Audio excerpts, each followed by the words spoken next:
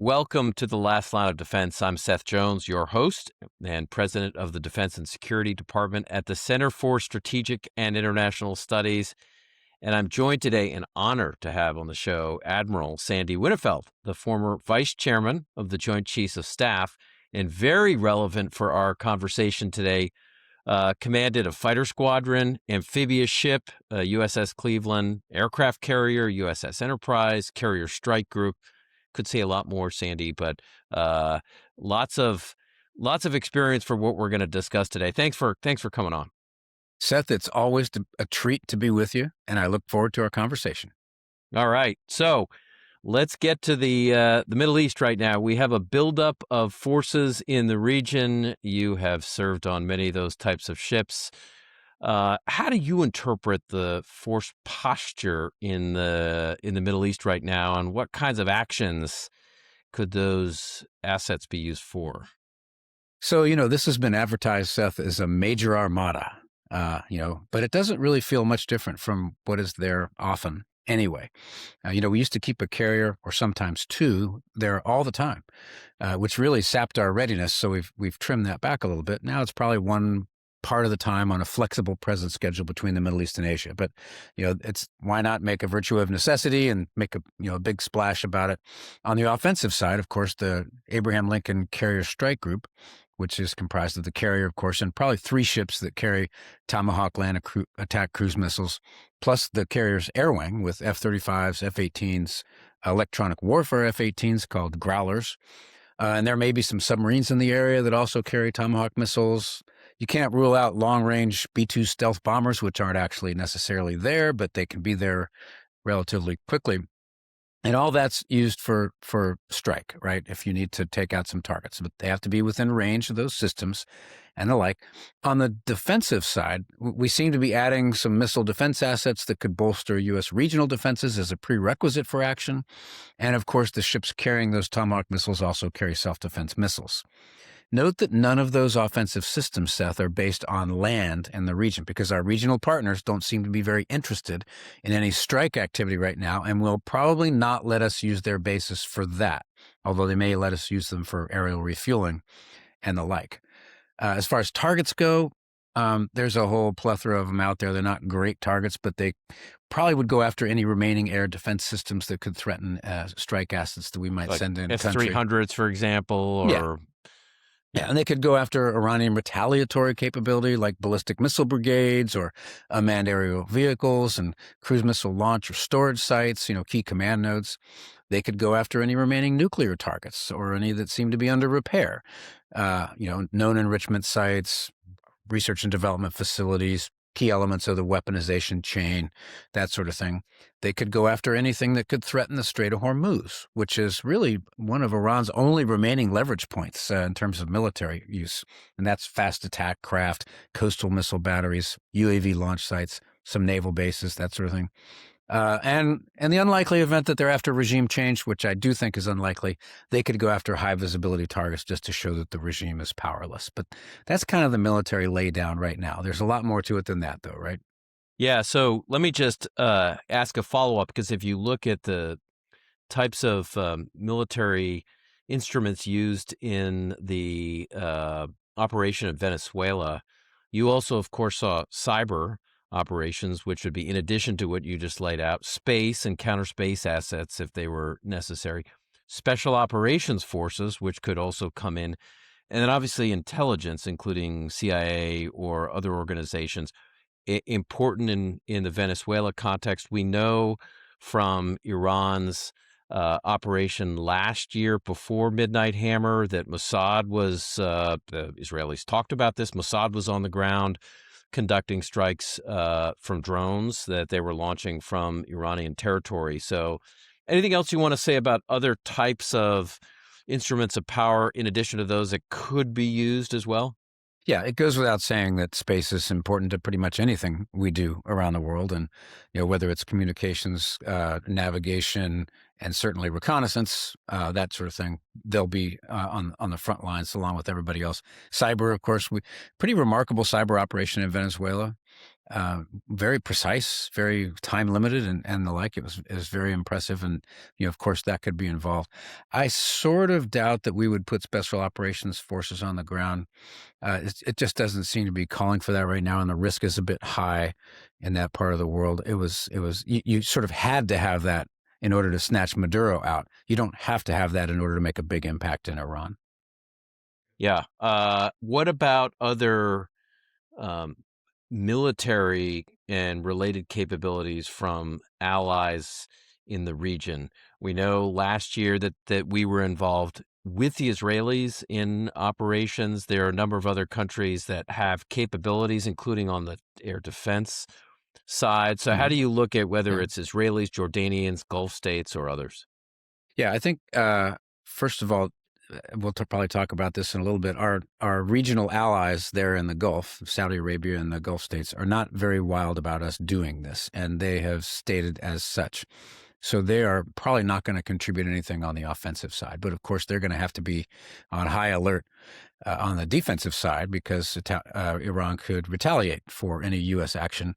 Probably try to do it in a more precise way against U.S. forces there. But if they really get angry, they could go after oil infrastructure, and so our regional partners there would be focused on that. It's a really interesting question to see if Israel would get involved on this. I almost think they would leave it to us. The only thing that there's really little impact that Israel can have on Iran's ballistic missile capability beyond what they've already done. I think they just kind of want to keep a low profile here, not invite any retaliation from Iran onto their population at a time when there's really not any. That's not what they're really after. This is really a U.S. operation. One thing to be careful of, though, and we could get into this, is last time in June we did this, Iran had to make some sort of a retaliatory move that would seem to be aimed at the United States. So they launched a few ballistic missiles at bases in Qatar. And it was very Middle East-like, right? They announced that they were going to do it. Everybody knew they were going to do it. It was very carefully calibrated to not actually hurt anybody. But they had to be able to say to their own population that they had struck back at the United States for doing this. And it all went away in one very short period at night. If they get really angry this time, they have a lot more capacity to do damage there, not only on land targets, but they do have some anti-ship ballistic and cruise missiles that obviously the naval forces out there would have to be very careful of. So I do want to ask us a question along those lines. One area where we have occasionally seen some activity is in and around some of the straits. So to what, and I do want to get, by the way, to political goals and objectives and ends in a moment, but to what degree are there possible worries about some of the choke points, Strait of Hormuz, Bab el-Mandeb Strait? To what degree might Iran conduct actions that would significantly impact the movement of commerce, whether it's ships or others through these kinds of straits? Sure. We know that the Houthis did a fairly good enough job in the Bab el-Mandeb over the last couple of years to largely cut off the flow of merchant shipping in that area. Insurance companies don't like their ships going through areas where they might get shot. That the reputed purpose of that was to punish Israel, and that any ships that were related to countries that do business with Israel would be interdicted and the like. Now, Iran has often threatened to close the straits, but it's never done so. The Strait of Hormuz, of course. That would be a real shock to oil markets at a time when the price of oil, though, is already fairly low. They would use potentially mining, UAV attacks, missile attacks on tankers, swarm boat harassment, threats to close or seriously disrupt the strait, even if only temporarily, could spike oil prices and pressure Washington's partners. But, a move like that would be a real escalation that could blow up in their face, and they know it. It's not certain how long Iran actually could keep the strait closed, and closing it could cause the U.S. to shift from its sort of more limited political objectives, we might talk about in a second, to attempting a larger scale, although not ground, operation that could actually go after the regime. I think the bigger risk, as you pointed out, in terms of retaliation from Iran, is in cyberspace. They've grown a very capable cyber arm that can harass critical infrastructure and private networks in the U.S., Israel, and the Gulf states. Would create political and economic pressure short of kinetic escalation. and it could do so in ways that are sort of hard to publicly attribute to Iran. And I think that's probably a little bit more likely, but you never know. And as I pointed out earlier, the other thing they could do is to go after Gulf state oil infrastructure itself. Yeah. So let's get to, because you raised it several times. Let's get to sort of strategy and ends here.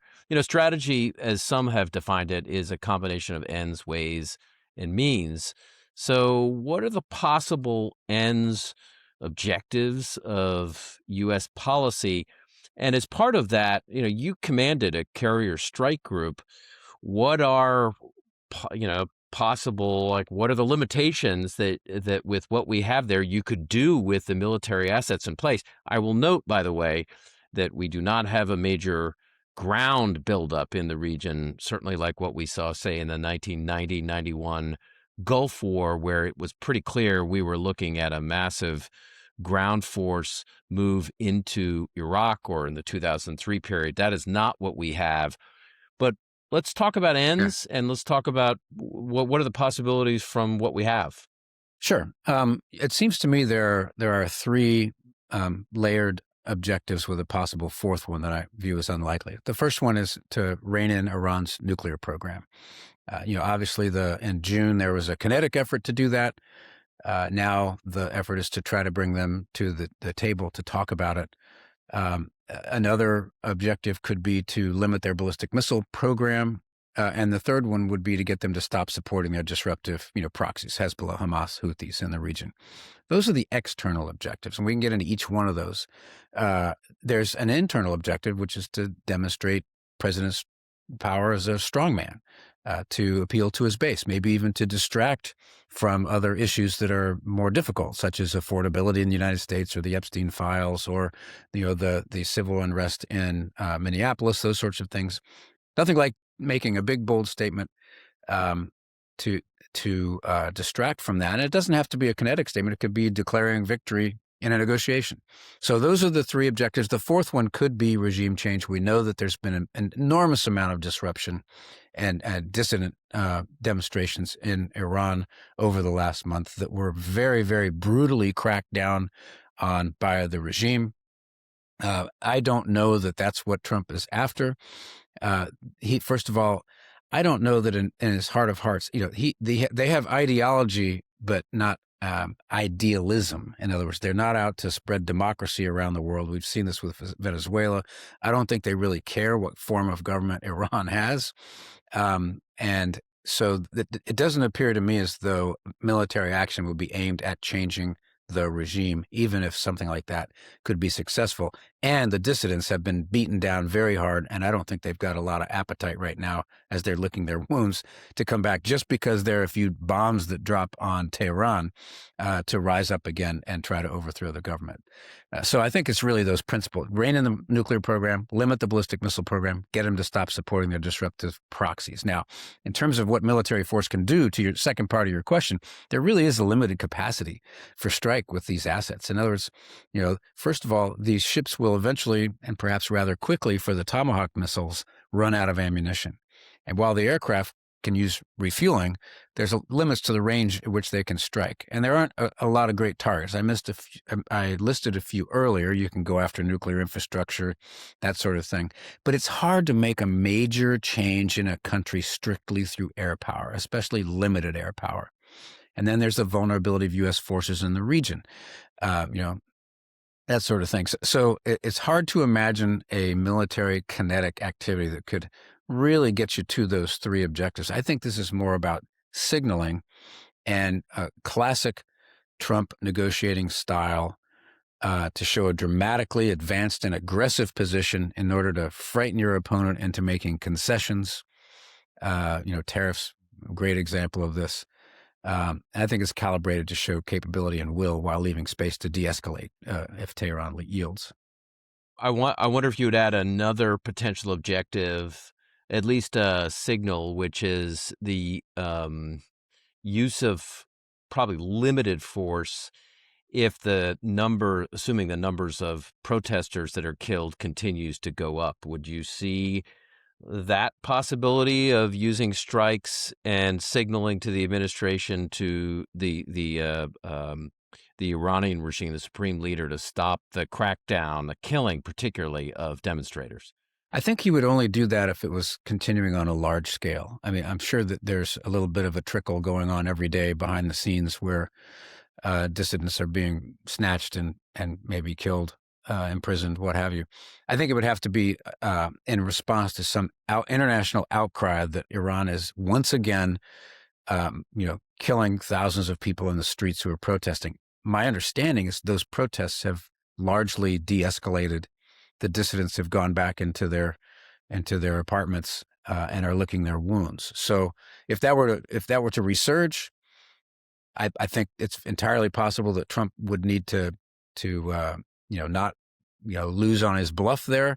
But I don't see that as the principal reason for this. I think this is all about the discussions that are supposed to happen on Friday with the Iranians over the nuclear program and trying to put the Iranians on their back feet for that discussion.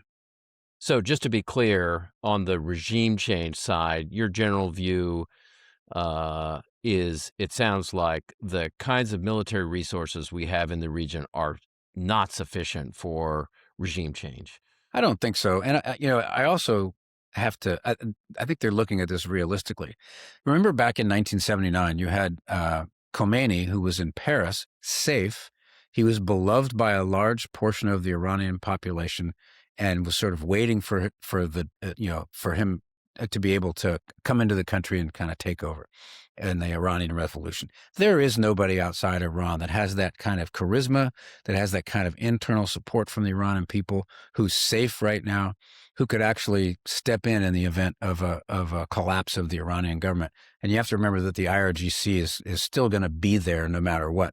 So the prospects for regime change are actually quite slim, and I don't think Trump wants to stake his reputation or a whole lot of force on that. If he were to respond to mass killings by the Iranian regime, it would really more be in response to an international outcry and to get them to stop rather than to force a regime change. So I wonder if I could ask you to put your Navy hat back on. If one of the things we've seen is the Navy getting involved in a range of operations, including in the Red Sea. I mean, one of the challenges as we've spoken to Navy officers over the last year or so is, they were certainly taxed with some of the counter UAS, counter drone operations, the trade-off with some relatively inexpensive systems that the Navy uses for relatively cheap drones that organizations like the Houthis have shot, whether it's against commercial vessels, U.S. ones, or even Israel. There have been some challenges with munitions stockpiles, not just offensive, but also air defense. Two-part question is, one is, do you see the possibility for some expansion of this conflict with some of Iran's partner forces in the region? They've got still an active IRGC Quds force, Iran Revolutionary Guards Quds force. They still have the Houthis that are operating in Yemen. Lebanese Hezbollah has not been entirely defeated. Shia groups in Iraq. To the degree that those organizations get involved, the second part then is what is this? What are the Navy challenges as it has to deal with some of those actions? Yeah. So two-part question. First thing, as far as the proxies go, Shia groups in Iraq, Houthis, Lebanese Hezbollah, they can certainly be a nuisance. We recall the attacks on Al Assad Air Base in Iraq after Qasem Soleimani was killed, and those will get a lot of attention. But I really think U.S. and Israel have done a lot to mitigate those proxies in the region. And in fact, recently losing those proxies as a legitimate threat is one of Iran's great weaknesses. They were a real threat in the past. To be sure, there are one-off actions they can take, but probably not on a large enough scale to make a major difference. And if they do it, they're only bringing more hate and discontent down on their own heads. So I think, one of the things we've learned about particularly Hezbollah is, they only want to do something when it's in their interest. Iran can insist that hey, you need to go do this, fire a bunch of rockets at Israel, but they're only going to do it if they really see it. They may do a few token ones just to make Iran happy, but in terms of taking major action, they tend to act in their own interests. It's almost like Belarus and Russia and Ukraine. Mm. As far as the Navy goes, I think the Houthi action in the Red Sea, Bab el-Mandeb, was a real wake-up call for the Navy, and we tried to put a positive spin on it. It's like, hey, this is the best training we could get. We're taking on little cruise missiles and ballistic missiles, but compared to the scale where you would see this with China, it's a minuscule scale. So yes, it was valuable training. And it was a real wake-up call. And you're sending missiles that are anywhere from $1 million to $10 million against incredibly inexpensive systems that can be produced on a major scale. So the knee-jerk reaction has been, well, we need to build more missiles faster, and the department is really leaning on some of the primes to be able to do that. But I also think it points to a bit of a sea change in how we approach that problem, particularly as regards directed energy. And at the lower end of that scale, lasers, low-powered microwaves can be fairly effective there. It's at the thing that really gets my juices flowing is at the higher end of that scale, and extremely high power microwaves that have demonstrated the ability, and China's working on this, by the way, demonstrated the ability to take down some pretty seriously capable weapon systems. So a lot of work to do in that area. Hopefully we won't end up in something like that in the Strait of Hormuz. Yeah, those kinds of innovations on the industrial base side, I think, would be very helpful on the trade-offs.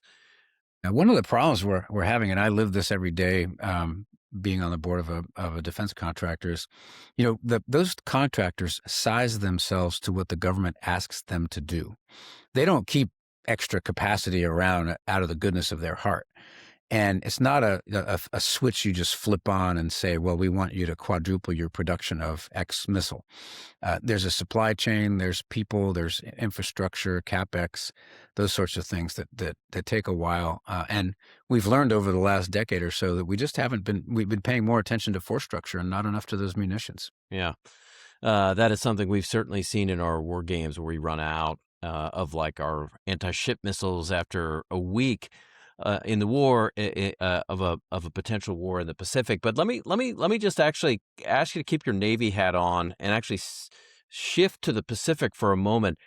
What if anything does this deployment in the Middle East, in the CENTCOM area, do to readiness for other theaters such as the Indo-Pacific? And I say that in part because the Navy has been heavily engaged in the Western Hemisphere as well. If you look at the current national defense and national security strategies, they still focus to a great extent on China. And so how much do these impact readiness, munitions, or other things for the Indo-Pacific theater? Well, there are two sort of layers there. One is munitions. The other is just being there, right? And for the longest time, we kept 2 carrier strike groups in the Middle East because of whatever was going on there. And that really, really taxed that force, because that force requires a great deal of maintenance, downtime to keep itself ready. And we're just now kind of recovering from that dip in readiness that occurred during the sort of global war on terrorism.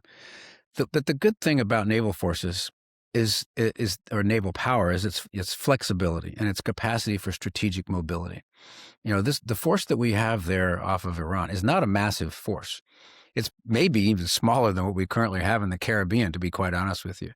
And if things heat up somewhere else, Korea, China, Taiwan, they can be moved, not instantaneously, but fairly quickly. I'll never forget, as the executive officer of John C. Stennis, we made it from Norfolk to the Arabian Gulf in something like 10 days. And that includes going through the Suez Canal, which dramatically slows you down. It was an amazing strategic movement of an aircraft carrier, because we were needed there quickly. Getting from the Strait of Hormuz over into the Asian theater is not going to take very long at all. So I don't worry too much about that. And in fact, one of the things that I pushed through, or tried to push through when I was the vice chairman, was this notion of sort of operational flexibility, because the combatant commanders, the Central Command commander, the Indo-PACOM commander, wanted what they called entitlements, where they would have a carrier all the time. And it was, like inviolable. And I wanted to be able to move them back and forth where, let's say Iran is doing an exercise, you put a carrier there, and a few weeks later, there's an exercise that North Korea is doing or South Korea is doing. You swing that carrier over to be where it needs to be when it needs to be there. So I'm not too worried about that part of it. I worry a lot more about, DF-21s coming after those carriers than I do about whether they're going to be there or not. And of course, we've already been through the munitions piece. That's just a real problem for us. So going back to the Middle East right now and the Iran buildup may not quite be an armada as you pointed out earlier. What are still, as you look at it, what are the biggest political or military risks for the U.S. as it ponders its next steps? Yeah, so there's political risk in which Trump threatens all this force and potentially strikes against Iran, but really fails to get any concessions in negotiations. And then he's either forced to either back down, change the subject to something else, which he's very good at, or escalate. And in either case, there's a cost that goes along with that. So he's playing a little bit of a game here and hoping to get something out of it. Now, remember that Trump doesn't always either want to get or get everything that he asks for. He's testing his opponent. He's definitely a force forward posture, and if whatever he can get, he will declare victory on that. So that's one risk. And of course, Iranian leaders are warning that any U.S. strike could trigger a broader regional war, which is, of course, a risk, which underscores that we're gambling some escalation risk in order to sharpen Iran's multiple internal crises, economic, political, security, without yet committing to a regime change or an invasion. And then, as we mentioned, there's military risk. In some ways, this feels like it might be like the shock and awe that Donald Rumsfeld did in Iraq that kind of hit the headlines, but in the end didn't really accomplish very much. So the question always has to be asked, when you're using force, what comes next? And that those are really the risks, the political risk of not actually getting anything done here and having to change the subject or escalate, or that you actually trigger something bigger that you really didn't mean to trigger.